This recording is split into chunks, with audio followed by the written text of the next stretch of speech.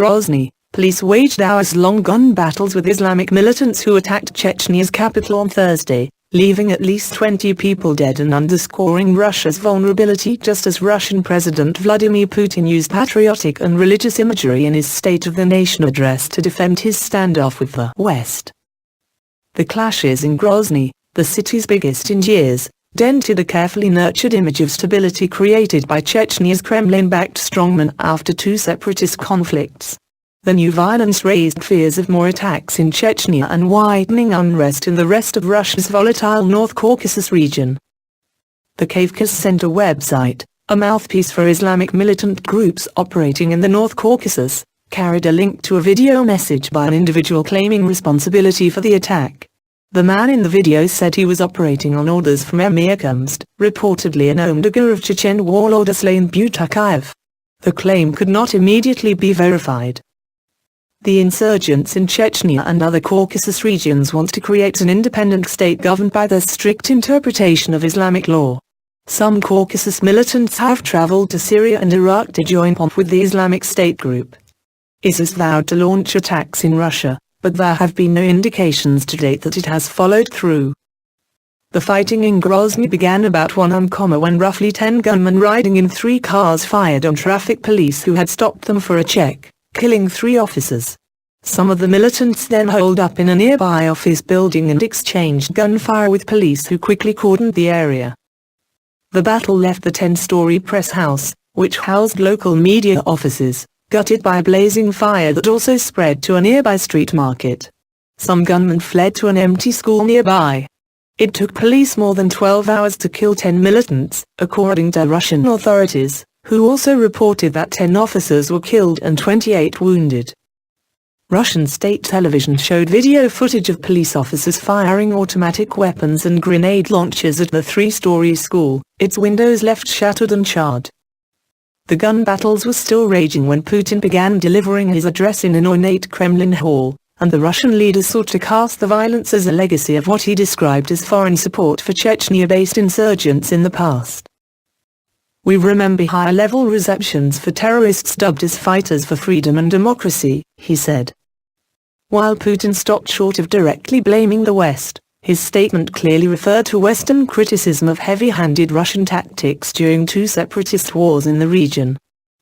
Without naming any specific countries, Putin claimed that separatist rebels had received information, political and financial support, and even assistance from unspecified foreign special services, adding that some foreign powers would gladly let Russia follow the Yugoslav scenario of disintegration and dismemberment.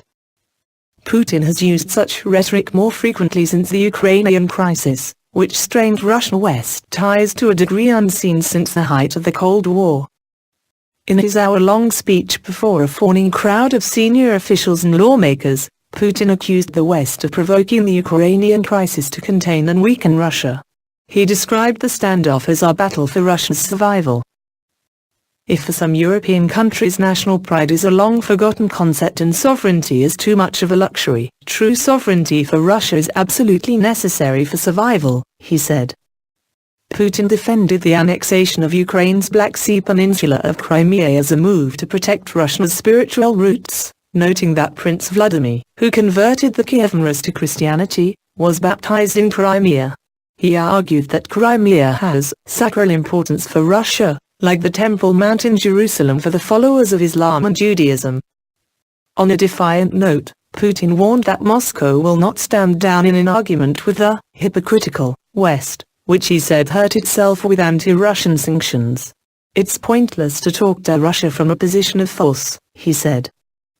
Shortly after his speech, he met with Chechnya's leader, Ramzan Kadyrov, to praise him for quickly defeating the attackers. In a message on Thursday on his Instagram account, which Kadyrov uses to issue public statements, he posted a picture showing the lower half of an apparently dead gunman lying beside a sniper rifle. It was not immediately clear, however, whether the image was indeed that of an attacker. Not one bandit managed to get out, Kadyrov boasted. Kadyrov has used generous Kremlin subsidies to rebuild Chechnya after 2 separatist wars and has relied on his feared security force of former rebels like himself to stabilize the province. International human rights groups have accused the Chechen strongman of rampant abuses, including arbitrary arrest, torture and extrajudicial killings. Kadyrov also has imposed some Islamic restrictions on Chechnya, including mandatory headscarves for women in public. Militant attacks in Chechnya have become rare, and Thursday's fighting marked the worst bloodshed since 2010, when a group of gunmen raided the provincial legislature in Grozny, killing 7 people and wounding 17 others. In October, a suicide attack outside Grozny concert hall killed 5 policemen and wounded 12 others as the city celebrated Kadyrov's birthday. The insurgency in Chechnya began as a secular separatist movement amid the Soviet collapse, and in 1994 Russia sent its military to end the mutiny. Rebels fought the Russian force to a standstill, but a second war in 1999 erupted when rebels invaded the neighboring Russian province and Moscow sent the army back in. A military crackdown succeeded by years of brutal rule by Kadyrov has quietened Chechnya, but an insurgency dominated by Muslim extremists has spread across neighboring provinces.